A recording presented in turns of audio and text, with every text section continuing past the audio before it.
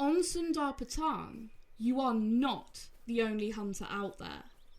Lurking through the lowland forests and grasslands, ever watchful should you misstep inside its territory, is the Bengal tiger. These cats are fast, highly alert, and extremely dangerous. Just one hit from these creatures spells instant death and a sudden journey back to the nearest outpost or tent. Whenever you are in tiger territory, you must be wary. Listen out for the growls of an individual hunting you, and quickly prepare to defend yourself.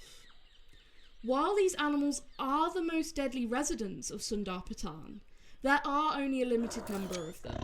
16 total on the whole reserve at any given time, each within their own territory, meaning you won't be killed every few minutes.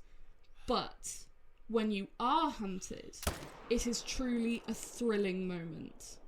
Being such a deadly creature, these cats are a class 9 species, so ensure to carry a proper weapon whenever you hunt where tigers roam.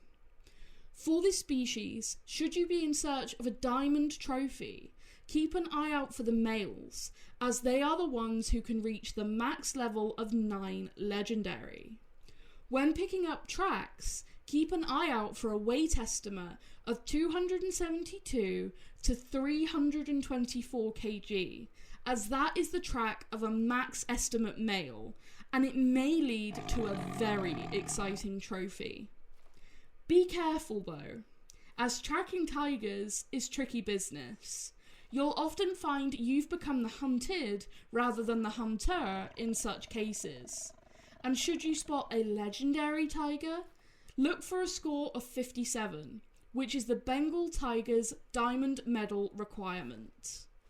While the Bengal tiger has only one common fur type, that being orange, this species has a wide array of rare fur varieties, including golden, white, white stripeless, 2 varieties of Pseudo Melanistic, and 2 further varieties of Pseudo Melanistic white, and finally albino and melanistic. During this early access period, I was lucky enough to encounter and hunt not only an incredible mythical Pseudo Melanistic white tiger, but also 2 melanistic tigers. The first was a female who I actually shot at and thankfully missed as she ran through the thick, dark forest underbrush, and only realised upon picking up her disturbed vegetation track what I had just briefly seen. Later that very same day, while shooting as many tigers as possible in search of a diamond, a level 7 male melanistic spawned. This made me realise something very quickly. There are distinct differences between the male and female melanistic Bengal tiger. The female has bluish purple eyes, and the male has bright green eyes. The female also has much more visible orange fur amongst the dark black fur, whilst the male is much darker in appearance, almost pure black with only minimal orange visible. This leads me to wonder whether there will be similar differences between males and females of the other 8 rare varieties for these cats, so we shall have to pay close attention as more are found and hunted. This also taught me that, much like the snow leopards up in the mountains, the Bengal tigers have incredibly heightened senses, and they will spot you very easily, making it not only easy for them to hunt you, but hard for you to get close should you opt for an up-close and personal hunt. These big cats do indeed have a drink time, as I'm sure you can see from my footage, though it is very short, lasting only 3 in-game hours, so you shall need to be as efficient as possible if you wish to attempt to hunt them during this time. They also of course have feed and rest zones, as you may expect.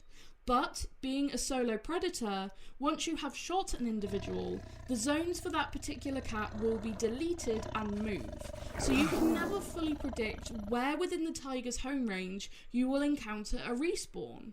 So if you are looking to get as many of these animals down as possible, you will have to check through most of the Bengal tiger's home range each and every time, which can take a lot of time. So even though these animals do drink, they're still very unpredictable. And as mentioned, these animals have incredible senses, and approaching a place where a tiger drinks is normally not easy.